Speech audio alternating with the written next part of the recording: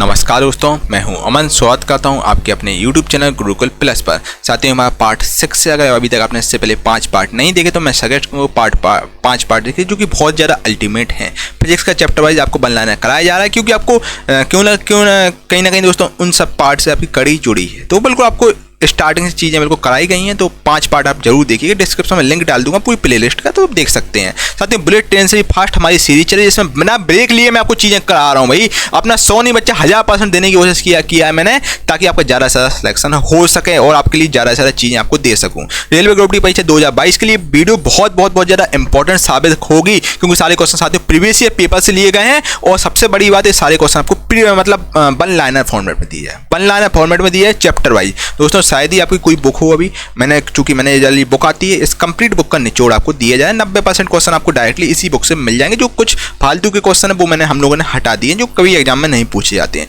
10 minute में दोस्तों आपको 100 सवाल कराए जाएंगे, 80-100 सवाल आपको कराए जाएंगे। बिल्कुल फास्ट रहेगा, जितना कोशिश होगी उतनी आपको कराए जाएंगे, है ना। और सुपर फास्ट हमारा ताबड़तोड़ रिवीजन है। और दोस्तों इसको आप ज़्यादा से ज़्यादा देखिएगा, और ये वीडियो बहुत ज़्यादा इंपॉर्टेंट आप लोगों के लिए साबित होगी, है ना। और बिल्कुल रट लीजिए एक क्वेश्चन दोस्तों, बिल्कुल खोल के पी जाइए, रट जाने चाहिए एक क्वेश्चन को आपको, है ना। इनसे बाद दोस्तों एग्जाम में आपका एक भी क्वेश्चन नहीं आएगा, क्योंकि दोस्तों अब आपके लिए समय नहीं है प्रैक्टिस पर। अब आपका समय बिल्कुल अच्छे से बच्चे ताबड़तोड़ रिवीजन का समय, रटे जाने चाहिए आपको एक चीज़ें, है ना। और जितना प्रैक्टिस करें उतना परफेक्ट होंगे आप लोग। प्रैक्टिस ज़्यादा से ज़्यादा कीजिएगा। और इसके अलावा साथियों देखिए, इसका PDF आप चाहते हैं, PDF भी आपको मिल जाएगा। और इसमें आपके 5000 क्वेश्चन, जो कि इस बुक के 5000 क्वेश्चन है, वो हमने सब रखे हैं। न्यूमेरिकल वगैरह कुछ हटा दिए, जो फालतू की चीज़ें हैं, जो फालतू के क्वेश्चन है वो हमने हटा दिए हैं। पूरे आपको क्वेश्चन इसमें मिल जाएंगे, देख लीजिएगा। बाकी जो मैं वीडियो में करा रहा हूँ कंटेंट, सेम वही कंटेंट है। ये आपको PDF फॉर्मेट भी मिल जाएगा। PDF भी आपको इसकी मिल जाएगी, जो कि केवल और केवल 51 रुपये में आपको दी जा रही है। इसके लिए आपको दोस्तों अमन 40 कूपन कोड प्रयोग करना है। इसमें आपको 40% का डिस्काउंट मिल जाएगा, ठीक है। तो ये कूपन कोड आपको कुछ ही समय के लिए उपलब्ध है, तो इस कूपन कोड का फ़ायदा उठाइएगा। और इसके अलावा साथियों PDF ले सकते हैं। PDF आपको इसमें 2 दी जाएंगी। एक आपकी प्रिंटेबल, इसको एक को प्रिंट करवा सकते हैं, जो कि 130-40 पेज के आसपास है। और एक आपकी मोबाइल फॉर्मेट में होगी, जिसमें आप बड़े अक्षर हैं, इसको आप आराम से मोबाइल लैपटॉप पे देख सकते हैं। तो दोस्तों मेरी बात माने, प्रिंटेबल फॉर्मेट में प्रिंट आप करवा लीजिएगा। बहुत ज़्यादा इंपॉर्टेंट क्वेश्चन है, बिल्कुल प्रिंट करवा लीजिए। देखो 200-300 रुपये का मूल्य मत देखो, इतनी टाइम से आप लोग लगे हुए बच्चे, ये बहुत बड़ी अपॉर्चुनिटी आप लोगों के लिए है। इससे बड़ी अपॉर्चुनिटी मुझे नहीं लगा शायद ही हो, क्योंकि इतनी ज़्यादा वैकेंसी बच्चे एग्जाम में कभी नहीं आएगी। रेलवे में अब इतनी वैकेंसी नहीं आएगी, ये बात आप लोग क्लियर रख लीजिए। 1 लाख प्लस वैकेंसी है, तो चांसेस बहुत ज़्यादा है। तो अब आप सीरियस हो जाइए। इन 40 दिनों में इतनी मेहनत करो कि भाई, है ना, बात ही अलग हो जाए, सिलेक्शन आपका ही हर हाल में हो। और तो बच्चा इस PDF को आप ले सकते हैं। और 10 मिनट में जो मैं आपको ताबड़तोड़ रिवीजन करा रहा हूँ, बिल्कुल 10 मिनट बिल्कुल इस प्रकार के ईयरफोन लगाइए, बिल्कुल एक चीज़ों को बिल्कुल अच्छे से सुनिएगा। और 1 बार नहीं, 2 बार नहीं, 3 बार नहीं, जब तक एक क्वेश्चन आपको ना रटे जाए, वीडियो देखते रहिए आप, है ना। और क्योंकि बहुत ज़्यादा इंपॉर्टेंट बच्चे क्वेश्चन आपके एग्जाम के लिए हैं, कहीं भटकने की अब आपको जरूरत नहीं है। बस एक क्वेश्चन करके जाओ, मोस्टली क्वेश्चन आपके यहीं पर आएंगे। 20+ आप साइंस में इजीली स्कोर कर ले जाएंगे, ठीक है। तो डिस्क्रिप्शन में लिंक डाल दूंगा इस PDF की, बाकी आप देख सकते हैं। बाकी मैं वीडियो तो आपको मैं डेली करा ही रहा हूँ। वीडियो 30 से 40 दिन वीडियो कंप्लीट होने में लगेगा, तो वीडियो में आप सारे क्वेश्चन खैर देख ही लेंगे, ठीक है। चलिए दोस्तों स्टार्ट करते हैं आज की क्लास। मेरे प्यारे दोस्तों, क्वेश्चन है आपका, जब कार एक घुमावदार सड़क पर मोड़ती, जब कार है बच्चा, एक कार है, जब कार एक घुमावदार सड़क पर मोड़ती है, कोई कार है जब घुमावदार सड़क है उस पर मुड़ गई, मान लो आप मसूरी जा रहे हैं, वो कार आपकी मुड़ गई, तो उसमें बैठी यात्री है स्वयं पर केंद्र की दिशा में एक बल महसूस करता है। जो यात्री है उस केंद्र पर, यात्री स्वयं पर केंद्र की दिशा में बल महसूस करता है। ये आपका जैत का कारण ऐसा होता है दोस्तों, इनर्शिया के कारण आदमी ऐसा बल महसूस करता है। लॉ ऑफ इनर्शिया के कारण बच्चा ऐसा होता है। जब एक गिलास पर रखे कार्ड को, जब एक पर मान लो गिलास है, उस पर बच्चा रखा कार्ड को उंगली से धक्का लगाया जाता है। कार्ड को आपने उंगली से धक्का लगा दिया बच्चा, तो उसके इसमें जो ऊपर कार्ड के ऊपर सिक्का रखा होता है वो नीचे गिर जाता है, तो उस पर सिक्का गिलास में गिर जाता है। तो यह कथन आपका जर्द का नियम के अनुसार ऐसा होता है दोस्तों, ठीक है। अगला क्वेश्चन देखिए आप लोग साथियों, मेरे प्यारे दोस्तों देखिए अगला क्वेश्चन, जड़त का मान अधिकतम रेलगाड़ी और हवाई जहाज में के मध्य अधिकतम होता है। फोर्स यानी कि फ्लोस ऑफ फोर्स का फॉर्मूला होता है F = ma। फोर्स यानी कि धक्का लगाना, किसी भी चीज़ में फोर्स करना। आपके घर वाले आपको फोर्स करते हैं ना, धक्का लगाना, तो इसको दोस्तों फोर्स बोलते हैं। वो घर वालों को आप फोर्स बोलते हैं, लेकिन वो फोर्स होता नहीं है दोस्तों।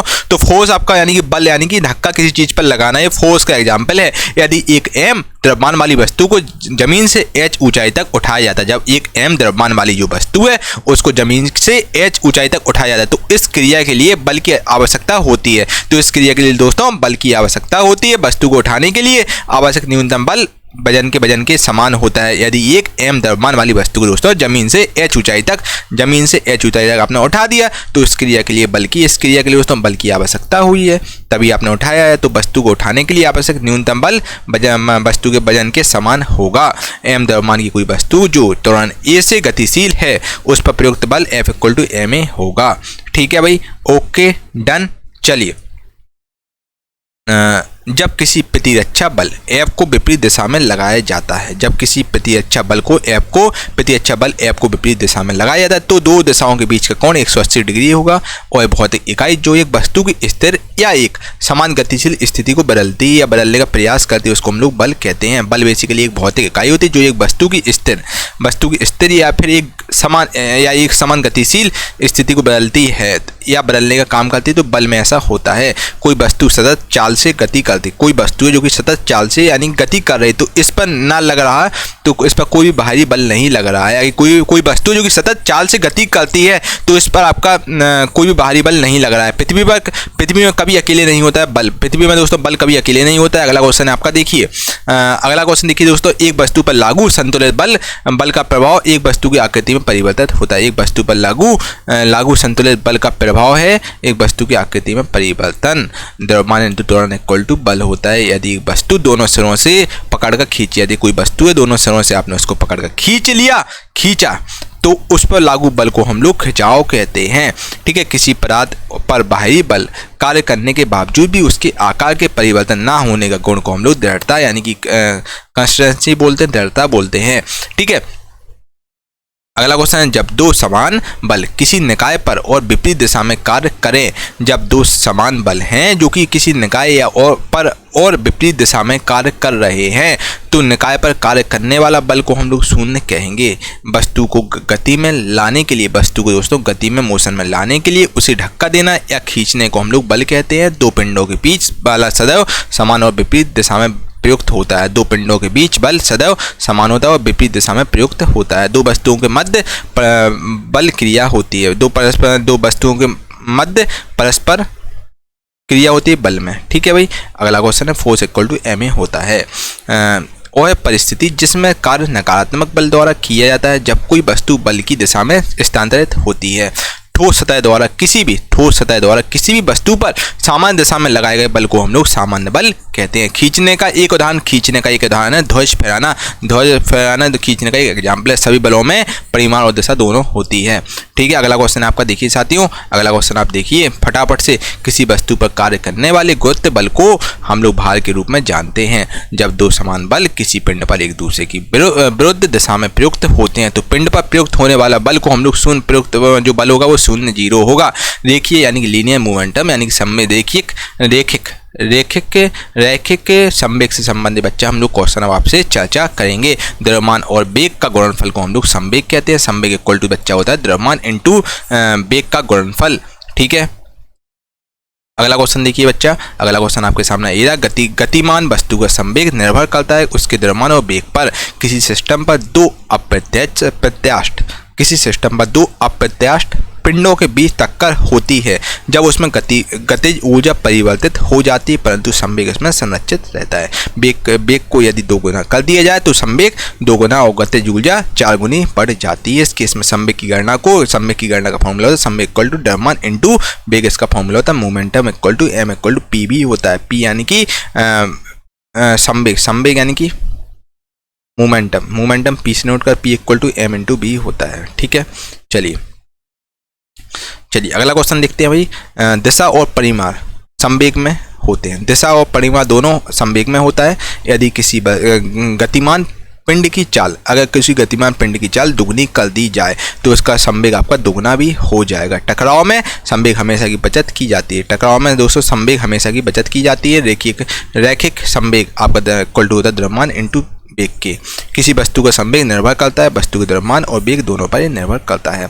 ठीक है, अगला क्वेश्चन आप लोग देखिए फटाफट से। अगला क्वेश्चन है आपका द्रव्यमान और वेग के गुणनफल को हम लोग संवेग कहते हैं। संवेग इक्वल टू दोस्तों होता है द्रव्यमान इंटू वेग, यानी कि P इक्वल टू mv होता है। यदि संवेग P और वेग B दिया हुआ होता है तो m equal to P upon V हो जाएगा। ठीक है, संवेग संरक्षण का नियम यानी कि principle of conservation of momentum से संबंधित दोस्तों हम लोग अब आपसे क्वेश्चन चर्चा करेंगे। संवेग संरक्षण के नियम संबंधित क्वेश्चन देखेंगे।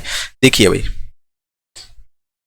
एक हल्के और भारी पिंड की, एक हल्का हुआ और भारी पिंड की गतिज ऊर्जा समान है। एक हल्का हुआ और भारी पिंड हुआ, उसकी गतिज ऊर्जा समान है। इनमें से संवेग आपका भारी पिंड का ज़्यादा होगा। ठीक है भाई, भारी पिंड का बच्चा संवेग ज़्यादा होगा। किसी रॉकेट का उड़ान भरना ये संवेग संरक्षण के नियम के अनुसार होता है। और सिद्धांत जिसके अनुसार कोई रॉकेट अंतरिक्ष में कार्य करता है संवेग संरक्षण के सिद्धांत के अनुसार, यानी कि law of conservation of momentum के अनुसार दोस्तों कोई भी रॉकेट होता है वो अंतरिक्ष में उड़ान भरता है।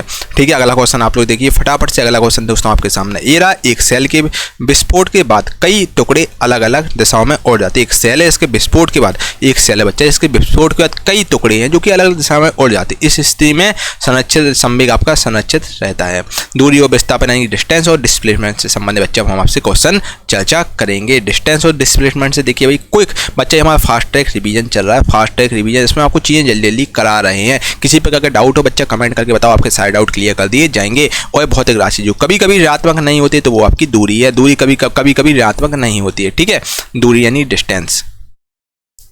चलिए अगला क्वेश्चन है आपका, एक वस्तु की समग्र गति का वर्णन करने, एक वस्तु की दोस्तों समग्र गति का संपूर्ण गति का वर्णन करने और किसी दिए गए समय पर इसकी प्रारंभिक स्थिति के संदर्भ में अंतिम स्थिति का पता लगाने के लिए हम लोग दूरी और विस्थापन का उपयोग करते हैं।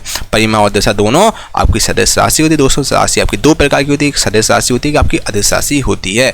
ठीक है, केवल परिमाण आपका अदिश राशि में होता है और परिमाण के साथ साथ दिशा आपकी सदिश राशि में होती है। एक सदिश राशि है विस्थापन, विस्थापन साथियों सदिश राशि है, जबकि दोस्तों ठीक है वेग और समय का गुणनफल विस्थापन प्रदान करता है। ठीक है, चलिए अगला क्वेश्चन देखिए, यदि किसी वस्तु द्वारा तय की गई दूरी शून्य है, कोई वस्तु द्वारा तय की गई दूरी शून्य है तो वस्तु का विस्थापन भी डिस्प्लेसमेंट जीरो हो जाएगा। एक वस्तु को ऊपर की ओर फेंका जाता है, यह 100 मीटर की ऊंचाई तक जाती है। 100 मीटर की ऊंचाई तक मान लो वस्तु चली गई और फिर फेंकने वाले के पास वापस आ गई है। 100 किलोमीटर बाद वापस आ गई, 100 मीटर की ऊंचाई पर गई। अब वो वस्तु आपके ऊपर गिरेगी तो वस्तु का वास्तविक विस्थापन वो आपका शून्य यानी कि जीरो हो जाएगा।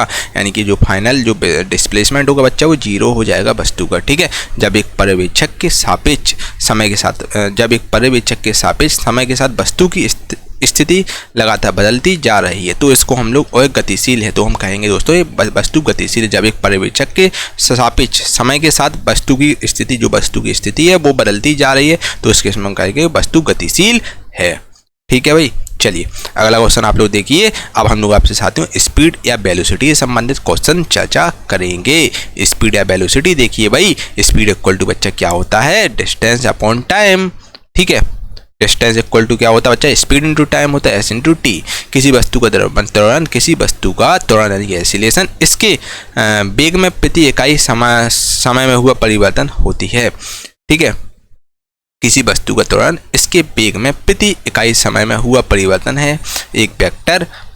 इनमें से दोस्तों वेग आपका एक वेक्टर मात्रा है। साथियों क्वांटिटी आपकी दो प्रकार की होती है, स्केलर क्वांटिटी एक वेक्टर क्वांटिटी होती है। किसी वस्तु की स्थिति बदलने की दर को हम लोग वेग कहते हैं। सदिश वेक्टर राशि का उदाहरण आपका वेग है। समय के साथ किसी वस्तु का वेग दिखाने वाले ग्राफ को हम लोग वेग समय ग्राफ कहते हैं। ठीक है भाई, चलिए पहला क्वेश्चन देखिए, औसत चाल और औसत वेग वस्तु की गति दर्शाता है। दिए गए अंतराल के दौरान एक भीड़भाड़ औसत चाल एवरेज स्पीड और औसत वेग यानी कि एवरेज वेलोसिटी वस्तु की गति दर्शाता है दिए गए अंतराल के दौरान।